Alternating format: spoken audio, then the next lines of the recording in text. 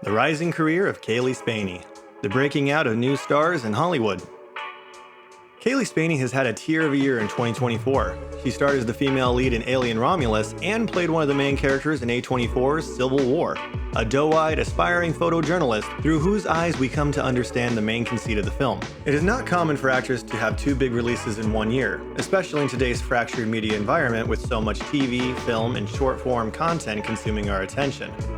There has been some evidence that Zoom and remote casting has also contributed to a wider pool of castable actors, so we might see a ballooning in numbers of different actors appearing in big releases. You, man. Well, hey, how old are you? The hell does that matter? For one, I'm excited to see new, younger talent succeed and build their careers. We can see how their talent manifests in both their choices and style, which is unique to every person pursuing their own career, whether it be in media or otherwise. Actors' careers are innately public though. Through them, we also get to understand how this talent manifests in today's media landscape and what that tells us about the media and entertainment today. And on a more wholesome level, we get to collectively appreciate them. Jamming my way into your ride, okay? I know you're really angry about it, and I know you think I don't know shit, but... I'm not angry about it. An expanding career. Caille Spaeny first caught my attention in the TV show Devs, released in 2020. Devs is a cerebral piece of media about awe and fear-inspiring technology, and the nature of our reality. In this show, Caille played a young genius programmer who is, interestingly, a teenage boy. There have been several examples of actors playing transgender roles in film, a couple examples being Eddie Redmayne in The Danish Girl and Hilary Swank in Boys Don't Cry. There was something understated and endearingly boyish about Caille Spaeny's portrayal in Devs, however. I can't think of many examples of actors playing the opposite gender in a cisgender sense and using youth to this advantage.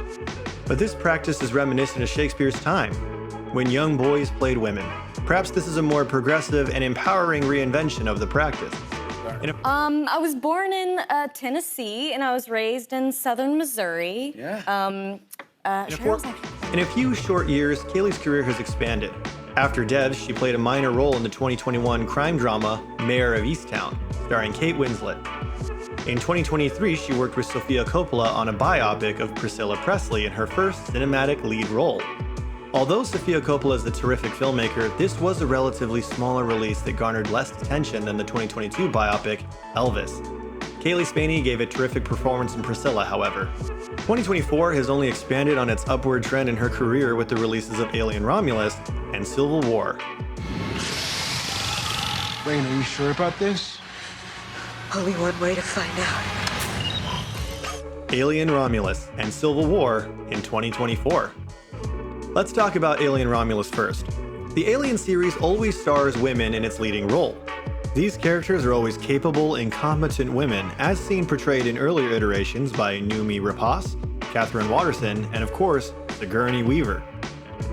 While side characters in these films are letting vendettas and misapprehensions get the better of them, often leading to a gruesome demise by something alien, the female leads use their surroundings, their wit, and even their compassion to survive in horrific situations.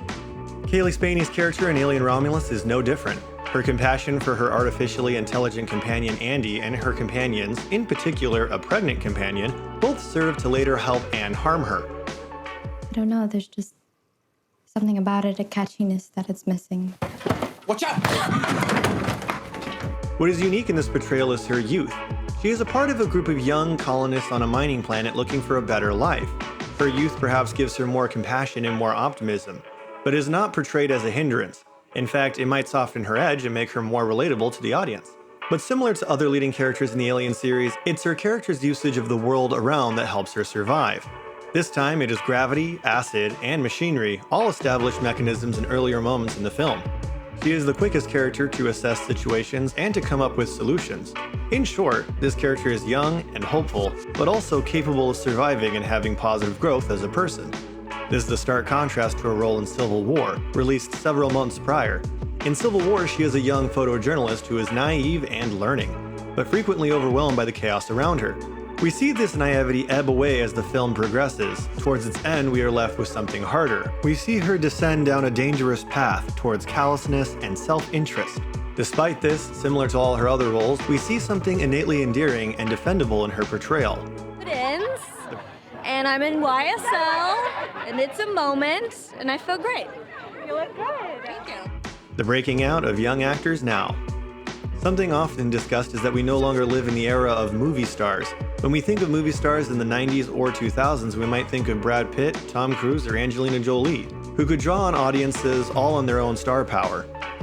One conception for this is that we live in the age of IP, or intellectual property, where now we go to see movies for popular, well-known characters like Batman, or for an established world and style like that of Ghostbusters and the Minions, or even that of the Alien series.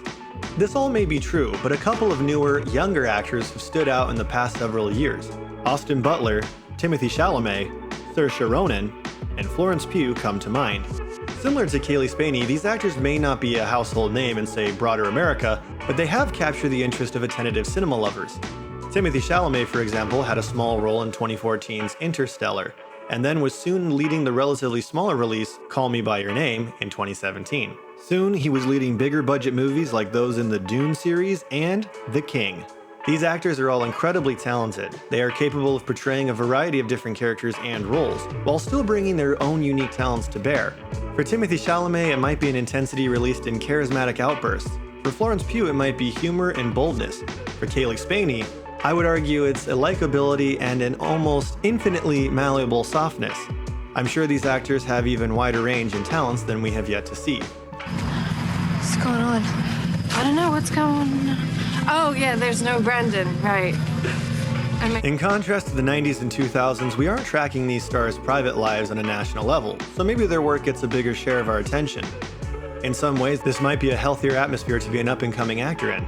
You can spend more time focusing on the work rather than on being a star itself. You're also able to connect with a smaller group of fans on social media or elsewhere. These people are much more connected to you and your work. Caille Spaeny going forward. While 2024 was a big year for her, I'm excited to see where Caille's career goes next. It's apparent to me that Hollywood has noticed her acting skills and is betting big on her. As with many things, we are likely to see a snowball effect in her career and projects going forward, especially with the more hearted and capable leading character she played in Alien Romulus. Caille's next known projects are in a second season of Beef and another iteration of the Knives Out series of movies.